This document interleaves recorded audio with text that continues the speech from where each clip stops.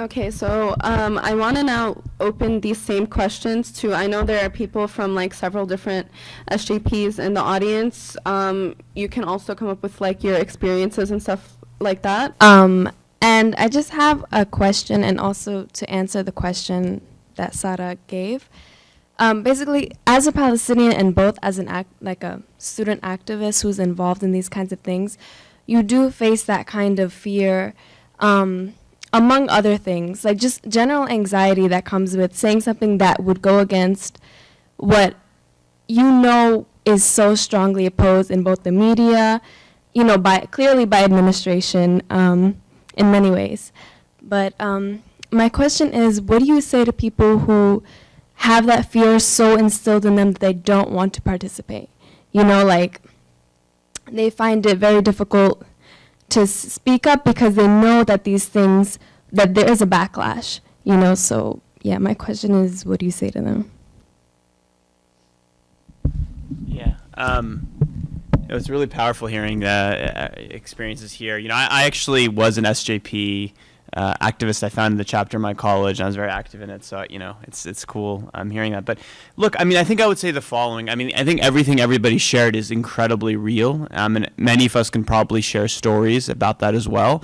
But the reality is, like, having been, I graduated college. I'm dating myself now in 2007. And I can tell you that many of the people that were active with me have now, we've kept it on our resumes, and they're now attorneys, and they're now, some of them are in the corporate world, some of them are doing, they're doing very different things.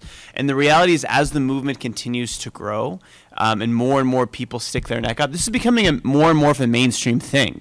Palestine a decade ago, when you were an activist doing it, you really were a fringe movement. It was something that like a lot of people didn't want to get involved with.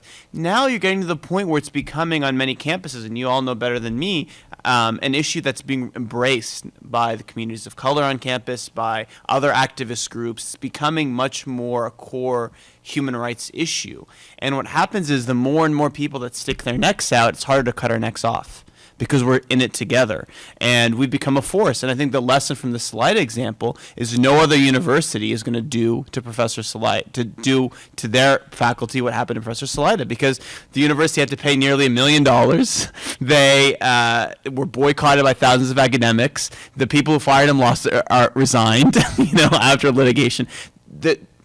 It's now reaching, part of the reason we put this report out there is to really make clear that we're on alert, and we're going to be talking. And so I think the message to people is to say, yeah, there are really real consequences, and everybody has their own circumstances. Like when I was a student, in the immediate aftermath of 9/11, especially international students had very legitimate concerns about what this would mean for their status in being in this country, given everything that was talked about, interaction between police, surveillance, all this stuff happening. But at the same time, I think we can take some solace in the fact that the law is behind us. There are groups like Palestine Legal that, people like Radhika that work day in and day out to make sure that your rights are protected. And we win most of the time, by the way. Most of the time, there's talk of stuff happening, but they don't win in court. They don't win with the Department of Education. Universities have to backtrack often, right?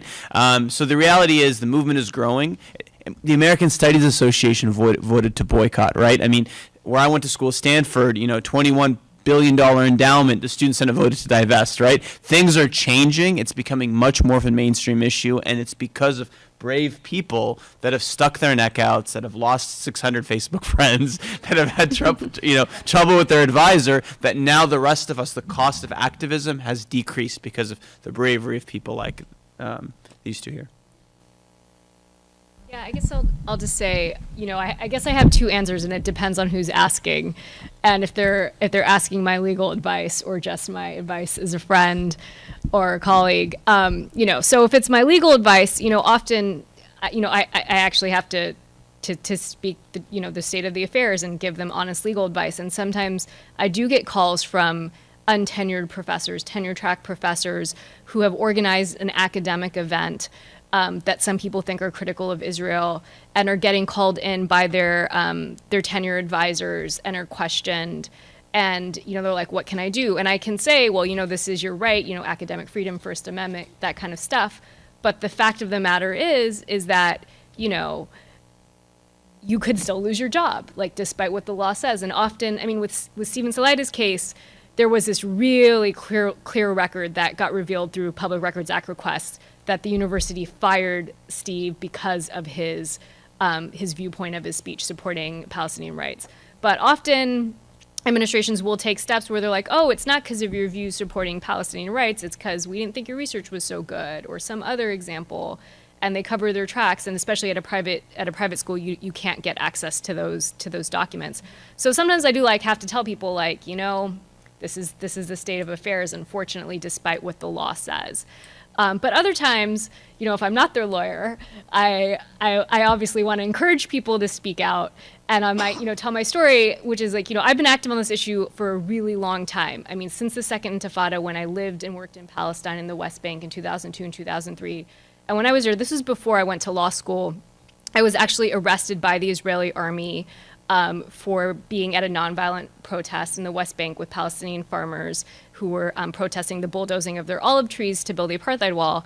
And I was in an Israeli jail for a few days. And when I was there, I was like, do I have the right to remain silent? I don't know. What are my rights? And it was through the intervention of a really fantastic Israeli attorney where the judge was like, you cannot arrest these people. I was arrested with a bunch of other people. There's no basis. And it was totally overturned. And I was allowed to go free. And I went back to the West Bank. But, you know, this was all over the internet. It's at the back of the internet now, so you might not see it because it was a long time ago. But, you know, I came back. I went to law school at Berkeley. You know, I wrote my personal statement about that. I got several really great internships in law school. I was a civil rights litigator for a number of years in Los Angeles. After that, they knew about it. You know, now I'm in New York. I have this job. Obviously, they like that. But, you know, so you can be really public about your support for Palestinian rights and your activism and you know, get jobs and things like that. Is it true for everyone? If you want to go work on Wall Street, you know, maybe you'll have a hard time. I don't know, but you know, it can be done. And I think it's really important, at least for me, that you know, that I speak about what I think when I see injustice, and that I, you know, don't censor myself. But you know, I also understand that not everyone's in that position, and maybe sometimes you can't do that. So Radhika, she spoke about briefly Canary Mission, which is a website. Their idea is don't make today's activists tomorrow's employers or employees, one of them. And that's the motto that they live by. So purposely to target student activists to not get them hired in the future. And when I found out that I was on it, the sad part is I wasn't even surprised. Like, I expected it to happen. And I think because I prepared myself so much, I kind of grew numb to it. And it was kind of like, I'm on there, what can I do? And my dad always says this jokingly, but also in a serious way, where he's like, you're probably going to end up homeless because nobody's going to want to hire you if you're constantly, you know, using your mouth. And honestly, like, to someone that is it's understandable if someone fears, like, going up right in front of a protest and starting a chant. Like, that's understandable. But someone who knows the truth and who sees it, but is too afraid in class to voice their opinions, what I would ask them is, why are you so fearful, and why are you holding on to that fear?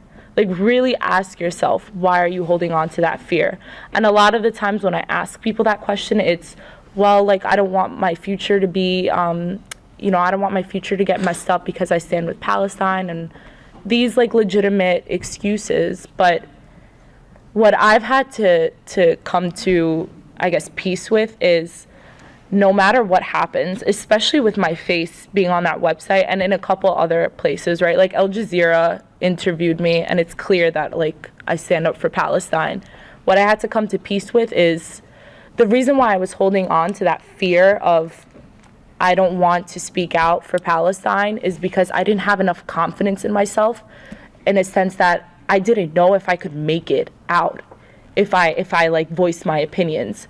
So I think, honestly, with a lot of time spent on self-care and self-love, like, I don't think people realize how much self-care and self-love, like, really impacts a student and an activist, especially when we're in our younger years. Like, how much that really will build your confidence. And with that built of confidence, the fear will slowly diminish, because you're going to start to really believe that, okay, I can speak out against whatever I believe in, and I know someone somewhere is going to find me and appreciate me, and I'm going to work for that, right? Like, I went from wanting to be a lawyer to maybe doing counseling or psychology with refugees, right? Like, you're always gonna want to change your career path, and someone somewhere is going to want you, and you have to truly believe that. And with that, you have to build yourself first, and you have to build your confidence first.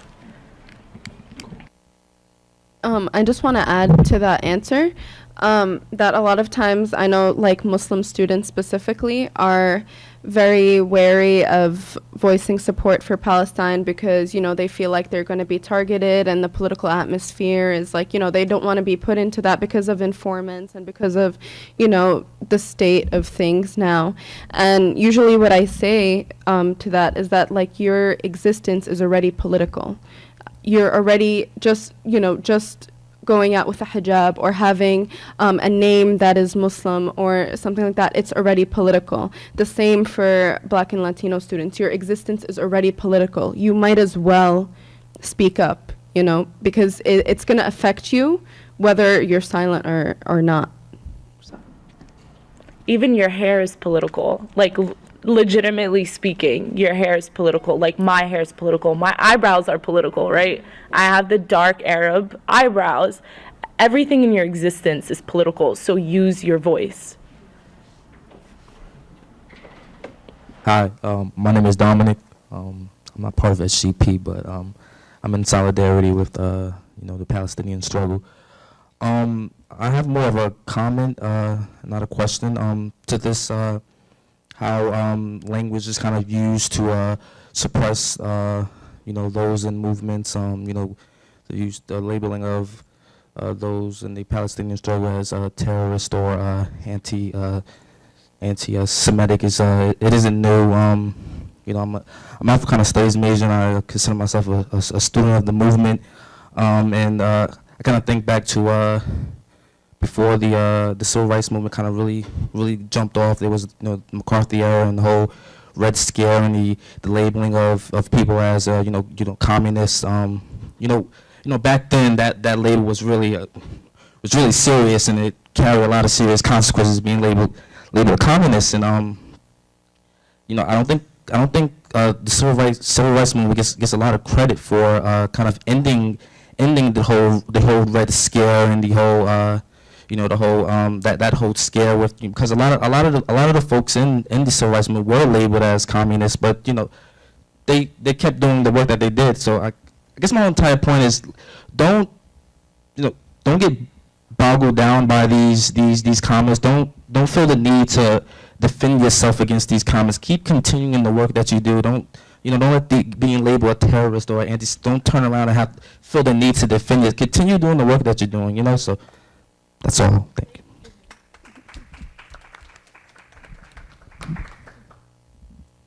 Hello, my name is Sunda Saif. I'm the one that found Brooklyn College SJP on this campus, and I want to thank Radhika and CCR for helping us from day one.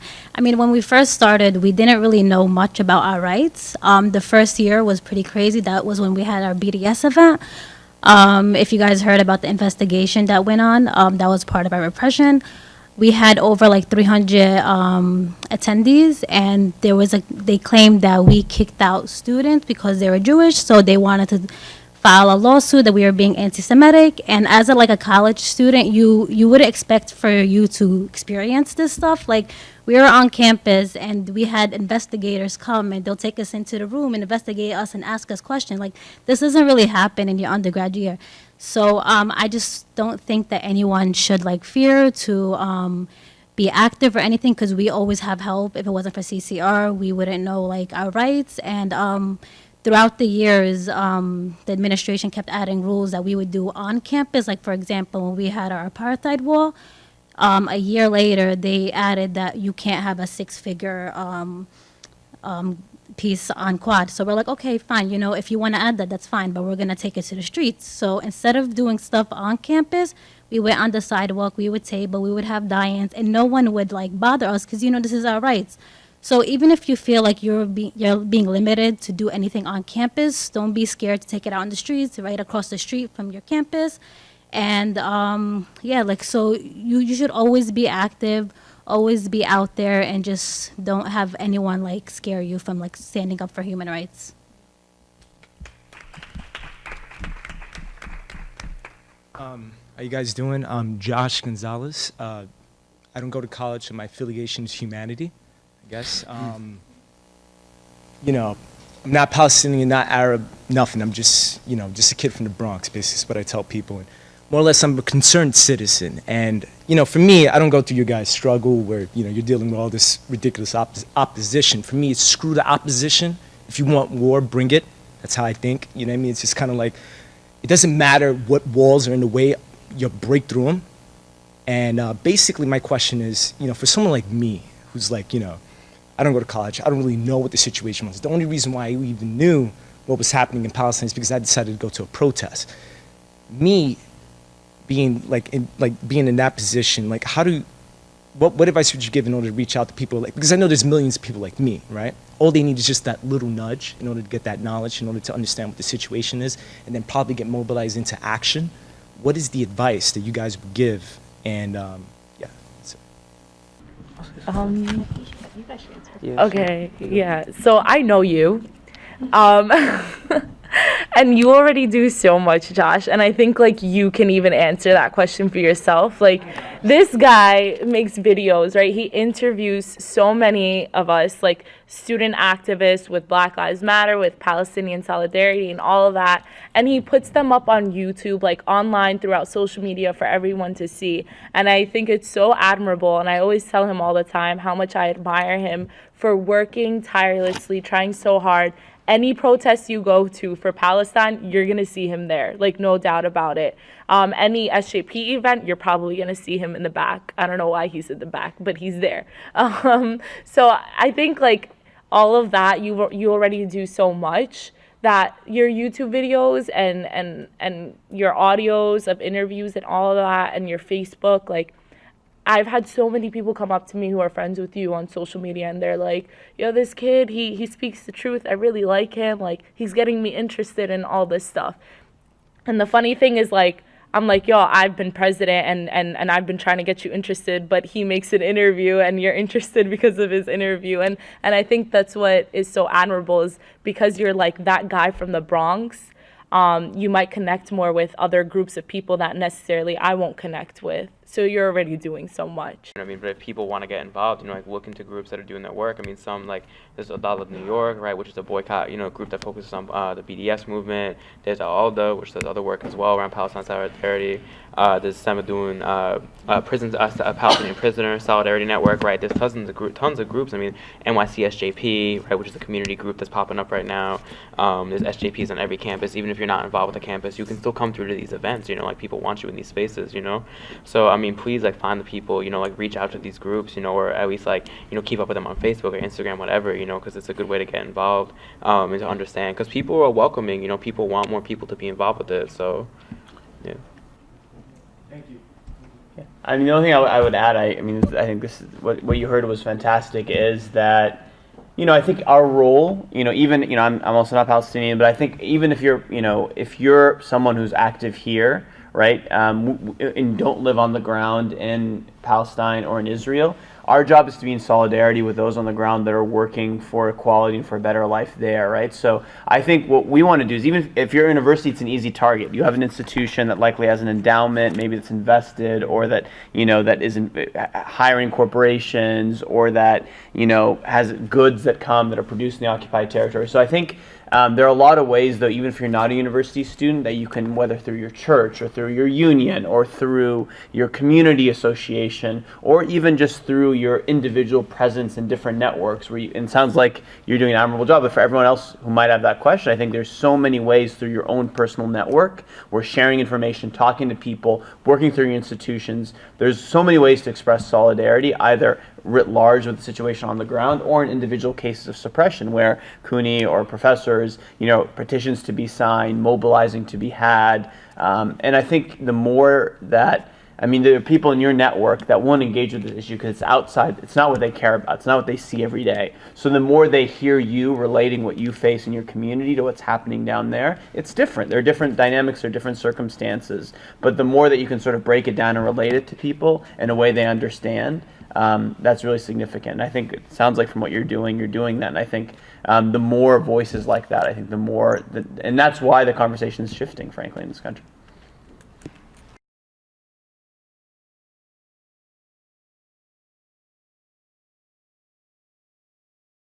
Yeah, I'll answer both of them. I'll answer the second one first. We've already had an increase, actually, since last week, where SJPs have been, one in particular that you guys might have read about is UT Austin, where the students did a nonviolent protest of an event on the Israel Defense Forces, held the Palestinian flag. We're going to read a few statements, and they were confronted by the director of the Israeli Studies program and another defense contractor who's also a graduate student who tore the flag from their hands and tried to take, which is assault, grabbed their cell phone, got in their faces.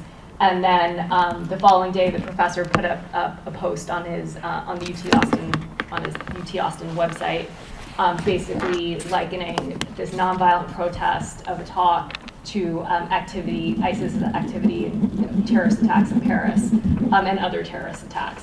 So obviously that is really, really terrifying for a student to be accused of ISIS-like activity for a nonviolent protest, and especially if the student's also Palestinian American, again, in Texas, where a 12-year-old was arrested for building a clock and bringing it to school, it can have really chilling consequences.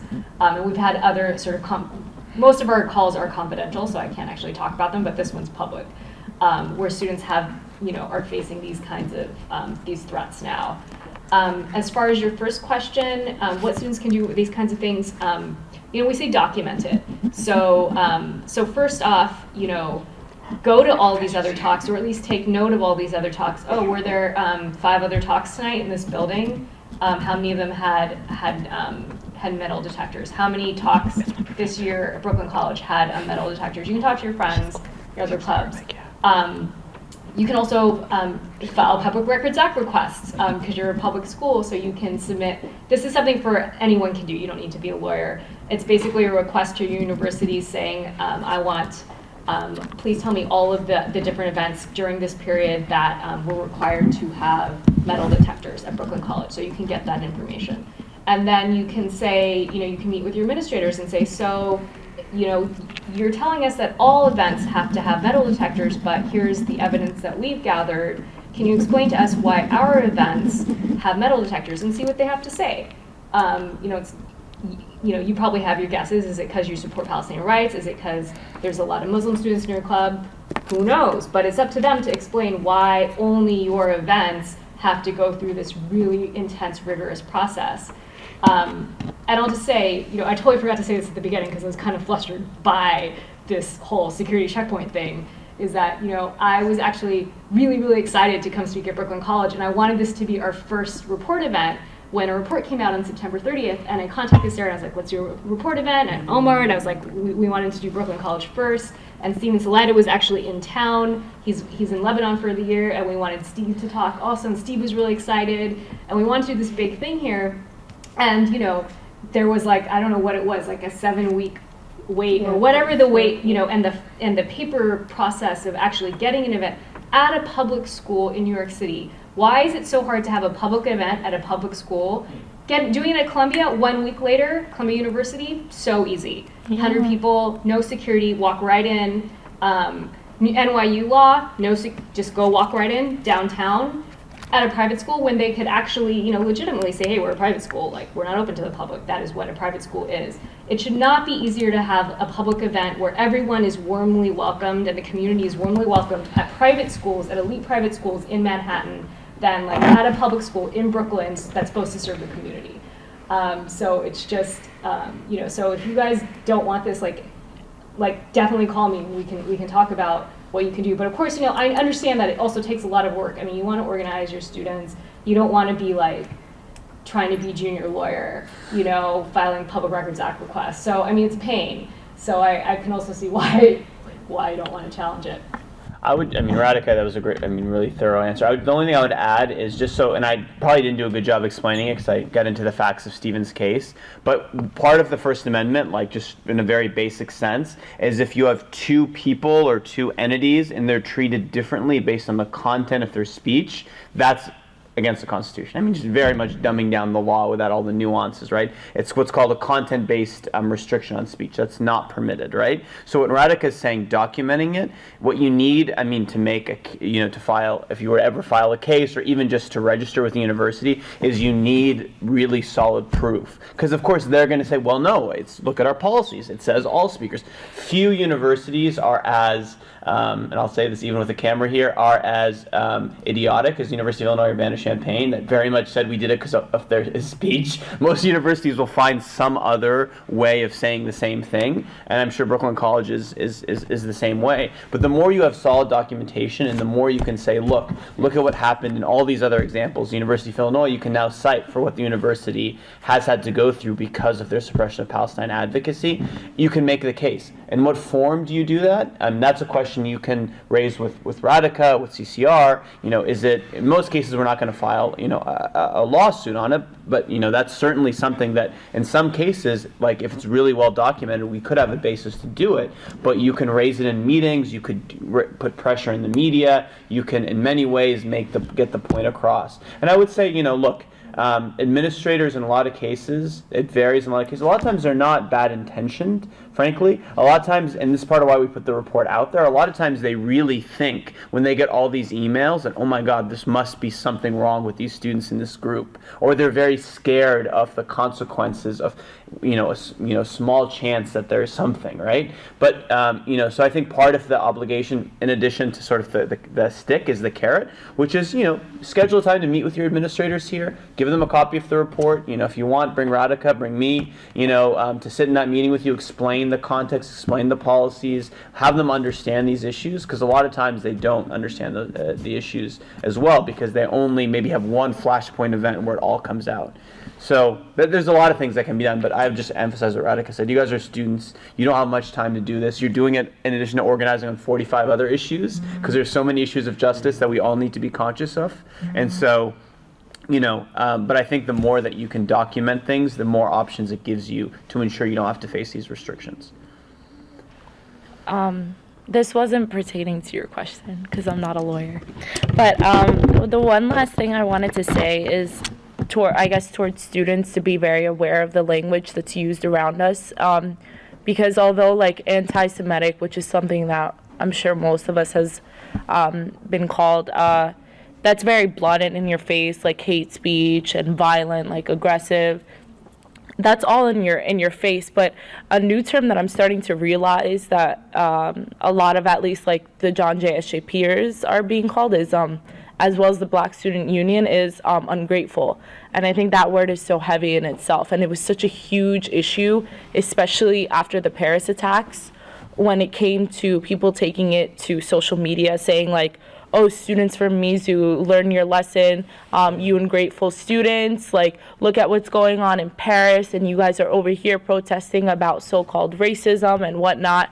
And a lot of the SJPers have also been called, like, troublemakers, and that's also an issue in itself because, since when has, like, speaking out against injustice made you a troublemaker?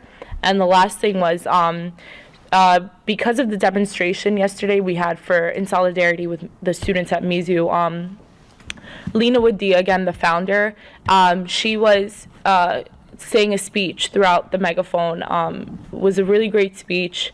And one of the members from our Hillel, he's like a very well-known, prominent, like, Stand With Us student. I don't know if you guys know Stand With Us, but it's a very Zionist organization. They're pretty much on any like Israeli support protests, like they're always there at whatever, but he always records anything that anyone from SJP says, and he always puts it on his Facebook. And what ended up happening last night was a lot of the comments were extremely brutal. However, the one that I think caught my eye was someone said along the lines of, "I've realized that women in SJP just need to get laid." And no, and you know, like, it's okay to laugh, but I don't think people realize how serious that statement is like, these women need to get laid. Like, women who speak out, women who use their voices to speak out against injustice are automatically sexualized and therefore automatically objectified, which is the same rhetoric, right, that the Israeli Offense Forces use, the same rhetoric that those in Israeli governments, those who support Israel have, like, that psychology. And it ended up getting, like, I think over 20 likes on Facebook. So I wanted us to be aware of those terms that we may not catch very quickly as like anti-Semitic or aggressive, but also the terms that are used against our fellow like Palestinian solidarity sisters, like our women. Because at the end of the day, like, we're also being, if you're standing in solidarity with Palestine as a man, I always say like the woman is getting it twice as hard, at least, right? Because you're a woman. So just be aware of it. And again, like, stand up for one another, take care of yourselves, love yourselves. Because before you're a politician, you know, before you're political, before you're anything, you're also a human being. So take care of yourselves. Can I just add, because I think that was a really important point. I mean, the other terms that we talked about in our report, uncivil, divisive, one-sided, not interested in dialogue. Those things, because we get it all the time, but let me just say from a legal perspective, those could also, if that's language being used by the administration, that could also be content-based. It could also be based on the substance of your speech. Because we know they're not using uncivil as a term for someone supporting Israel or the U.S. military or the police, right? I mean, it's a one-sided term tending to be used to the side speaking out on behalf of those whose rights are being violated. So even those terms, not just ones that are very direct, raise legal questions. So the more that you can document that, the more, we can work with you guys in terms of consequences. Okay, are there any other questions, comments? My only comment would just be, like, stand strong for whatever you believe in. At the end of the day, if somebody's not going to hire you for what you believe in, would you want to work there anyway? Yeah. Then you're working under the pressure of, okay, if I don't reveal it, I'm under the scrutiny of, should I say X, Y, and Z? So I always tell people, if somebody's not going to hire me for my hair, I'm not going to work, I'm not going to cut my hair. Little things like that. Like, if you have to feel like you're subject to that kind of scrutiny, just don't bother. Just keep standing for what you believe in. At the end of the day, the Black Panthers were investigated by the FBI, and I don't think anybody in their right mind now would say the civil rights movement was anti-whatever. We've kind of been taught to realize that it was necessary. So if you're under this kind of scrutiny right now, that means that whatever it is you're standing up for is more than likely necessary. So just stick with it, stay strong, utilize your own skills. Not everybody is a protester, not everybody is a writer. So whatever you can do, just utilize that and stay within your comfort zone with that aspect.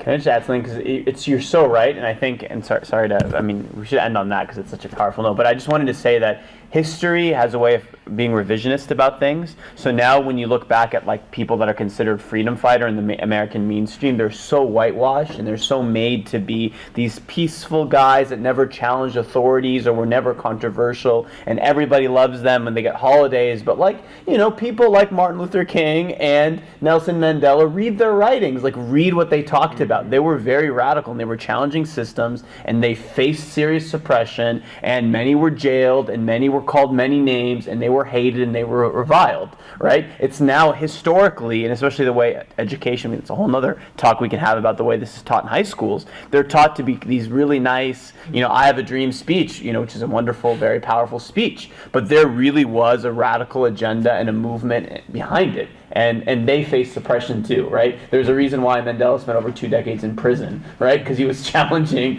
very serious systems. So I totally agree with you, and just in the point that was made earlier by Dominique about history, I just think those 2 points together, and that should be the sort of drive that motivate us to know that we're on the right side of history. It's not a question. Those that are speaking out on justice, we are on the right side. 20, 30 years from now, you're going to be telling, the next generation of activists about what it was like when you faced suppression now and how we overcame that, and we eventually tore down walls and liberated movements here in the U.S. and abroad. And it's because people stuck out and stuck to their beliefs.